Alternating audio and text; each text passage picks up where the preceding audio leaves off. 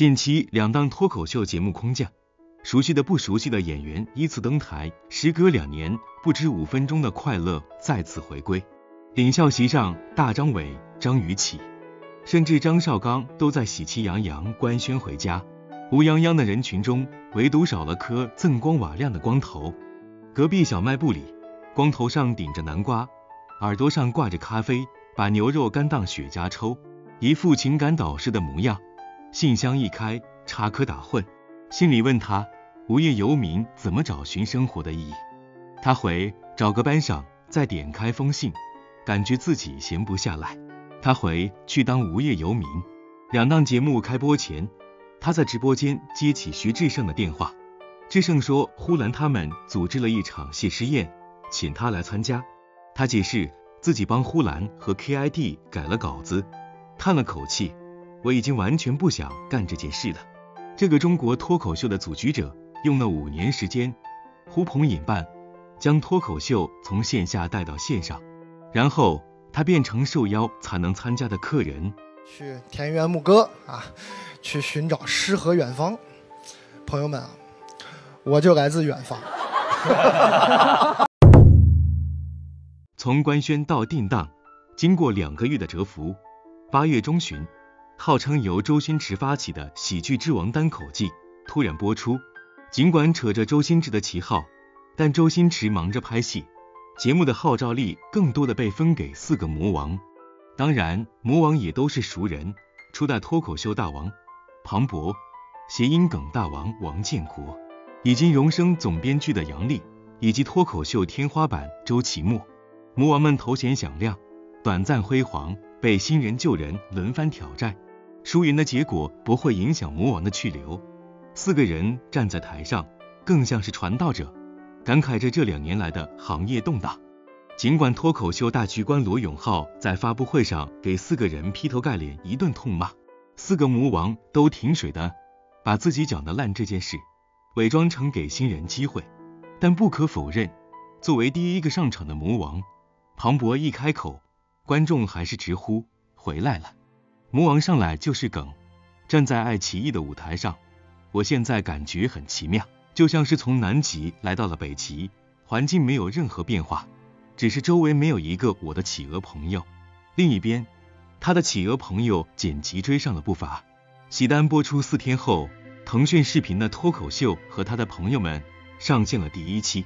相比之下，脱友带来的观感更加熟悉。领笑员大张伟、张雨绮、鲁豫都是脱口秀大会的老朋友。这次和鲁豫多年好友的窦文涛也来助阵，言语间谦卑，评价精准到位，获得不少观众认可。节目本身似乎也在强调自己的传承和脱口秀大会相似的舞美。首先出场表演的张博洋、呼兰、何广智、徐志胜坐镇。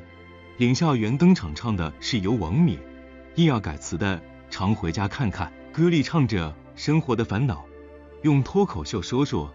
更让人意外的是张绍刚接班主持人，穿得花花绿绿的，对着嘉宾一顿吐槽，恍惚间还有些梦回吐槽大会。他说，我知道很多观众想念脱口秀，特别有感慨。我也看到一条评论说，甚至有点想念张绍刚，但无论如何想就够了。互联网的延迟反馈同样印证了这份想念。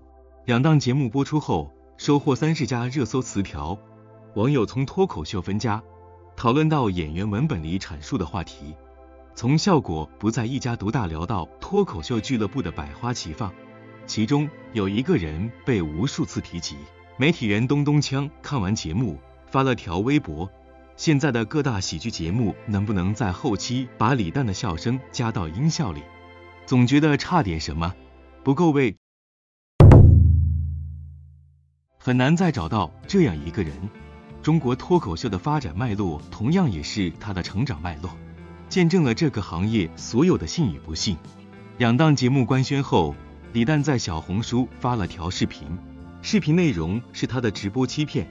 他接起徐志胜的电话，对面是熟悉的口音，邀请他去参加由呼兰组织的谢师宴。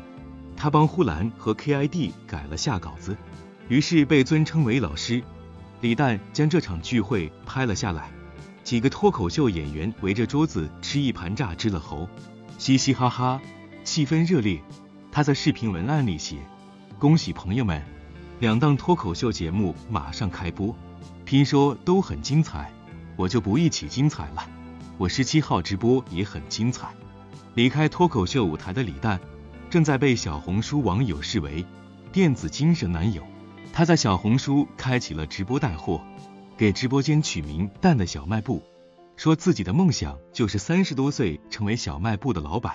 如今小卖部开了3个多月，人流量居高不下，几乎每次开张都是小红书买手榜 TOP 1，甚至发布李诞直播切片的账号都有上万个。小红书上散落着对李诞直播间的评价，李诞不直播的日子跟被冷暴力了一样，逃过李佳琦，逃过董宇辉，竟然没逃过李诞。而打开李诞直播间的第一感受是荒诞。以往的直播间或者灯光明亮，主播声嘶力竭的呐喊，伴随着中控整齐划一的口号，或者精致华美，主播安静的讲解产品，旁边助播不时递上产品链接。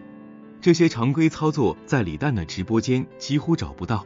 镜头前的李诞随意穿着文化衫，背景杂乱又昏暗。讲挂耳咖啡时，他把咖啡包挂在耳朵上；讲床品时，他干脆就躺着直播。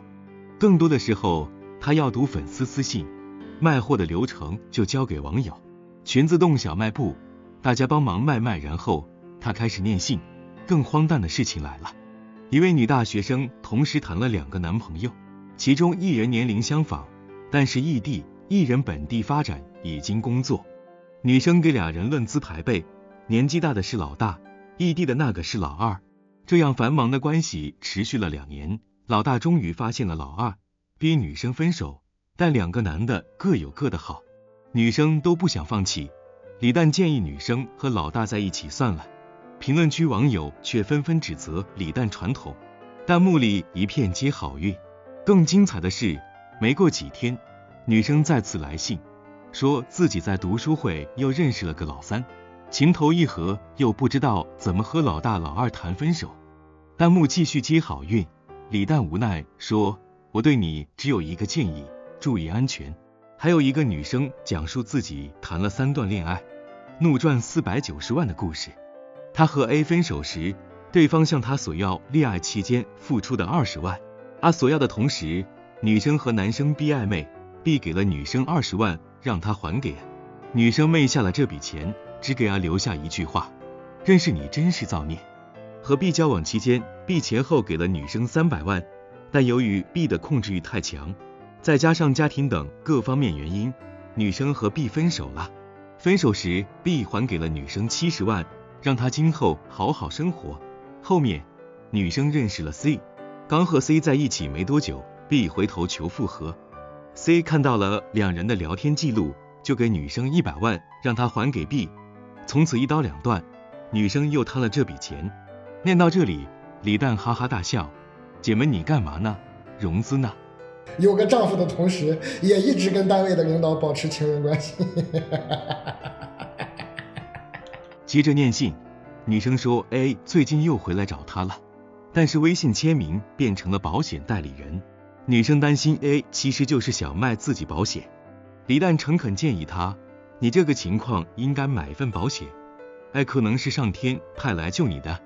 仿佛是一间深夜的祷告室，无数情感的纠葛与利益的算计依次在李诞面前走过。他不评价道德的沦丧，也不指责人性的堕落，只是用轻巧的戏谑写构困境，或者轻描淡写的放过痛苦。在这样的气氛下，观众沉迷于信件本身的精彩纷呈，在被李诞的回复逗笑或者引发思考。有人说，看到大家都过得这么乱，就放心了。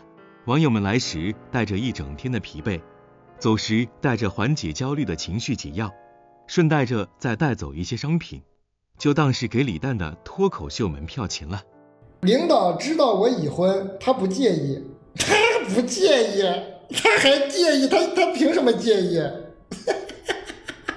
你们约会都是迁就我的时间，哎呀，还在工作上照顾我提拔我，哎呀，他人还怪好的嘞。数据显示，李诞近30天直播场均销售额约50余万，仅他主推的牛脆脆就累计卖出了280余万销售额，哪怕这款零食的直播间活动价都比其他平台更贵。直播的空隙，李诞会发表一些随笔。他在文章里写过自己这间电子小卖部，我因说话过多，有时会忽然失去对话的感觉。对话的感觉不是说必须有问有答，有那个感觉，你对着镜头，对着一个文档打字说话，甚至一个人默想不作声都可以有。然而话说多了，字写多了，熟极而流，明明对面坐着一个人，几百人，语言会忽然在空中飘散，那些字词不知从哪张嘴出来，也不知能进哪个耳朵。这样的情况多了，人的魂就要散，心就跟那些字词一样来历不明。直播读这些陌生人的来信，让我重新找到了对话的感觉，心也稳当。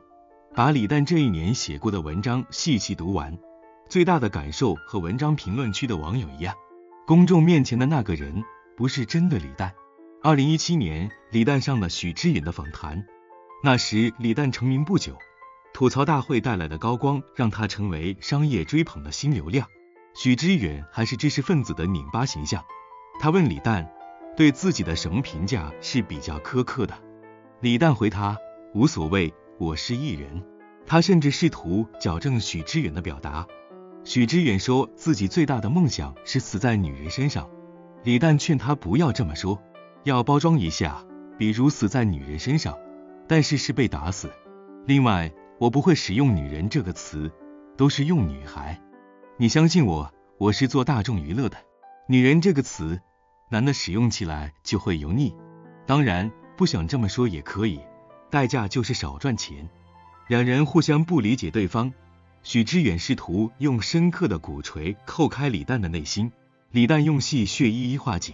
他对许知远说，我现在就想活在浅薄里，我不希望说我还有什么更深刻的东西，我就希望活得流于表面。人是为别人而活的，我希望给人带来快乐，我不想给别人添堵。对话的过程中，许知远还问李诞对这个时代的看法，李诞不假思索，特别感谢这个时代，像我这样的人也可以穿金戴银的但背对镜头。他在文字访谈里说，他其实说了假话，他哪个时代都不喜欢，写作对我来说就是我的时代，我想生活在我的写作里，那个是最好的。没被脱口秀占据大部分生活的时候，文字是李诞情绪的出口。2012年，脱口秀正式出现在中国，那会李诞还在广告公司上班，月薪3000元，熬夜给甲方想创意。因为在网上写了些很火的段子，他被邀请到今晚80后脱口秀当编剧。第一次发工资，他领到7000元稿费，那时还用现金。他抱着装钱的牛皮纸和王建国回到酒店，心里都在想，这样都能挣钱，这辈子还饿得死吗？当了3年幕后编剧，他才走到台前，还是被制片人叶枫踹上去的上台的话，额外再给他800块钱。他在小说后场里写那时的自己，我的想法就是赶紧赚点钱，然后就去找人喝酒，找人说话，找人睡觉，就这么点追求。我告诉你，我这点追求比什么拿一个电视台的编制成为明星，做一档深受全国人民喜爱的节目，总能给当代年轻人带来点启发，满嘴值得摘抄记录的金句，我还能影响中国，影响世界，这类的追求高级高尚，单纯10000倍。所以当他可以走后门拿到电视台编制的时候，他毫不犹豫地拒绝了。后来效果成立，他被叶枫拉进创始人团队，开始登台表演，肩负着脱口秀的行业推广和商业价值。那时他其实对脱口秀毫无热爱。李诞在小说里直白地写了这些事，在虚构的预设里讲真实的李诞。他写人确实只能书写自己，但只能以小说的形式来写。自传全是假话，日记首先骗自己，小说将把真相不受控制地显现在虚构中，越想藏越不受控制。说最后没谈到的，藏在字缝里的，别人就都看去了。他希望借此诚实地展示一个复杂的李诞，一个既能抵抗诱惑，又深陷诱惑，既想保持底线，又放纵底线，既爱钱又没那么爱钱的人。只是这些都不再重要。他成为了一个艺人，他深知自己需要保持完美，或者说不该出错。效果首席编剧程璐形容李诞，他涉猎非常广。再一个就是他太轻松的就把脱口秀做到非常好，他的天赋太高了。叶枫也说，李诞其实误导了很多人，让人以为只要讲脱口秀都可以像他那样迅速的得到名和利。但是别忘了，李诞是一个非常综合的个体，他是诗人，是社会学者，同时对世界万物保持着浓烈的好奇心和进取心。这不是李诞第一次因为直播被普遍关注，往前看是2024年初，李诞在直播间卖穿戴甲，网友唏嘘他沦落至此。实际上那场直播他主要是在卖书，穿戴甲只是其中一个单品。介绍陀思妥耶夫斯基的《卡拉马佐夫兄弟》时，他还笑着说，如果陀翁在世，恐怕也想不到自己会和穿戴甲出现在同一个画面里。再往前是2022年，他喝了酒，在直播间称不买东西的粉丝是垃圾，引起轩然大波。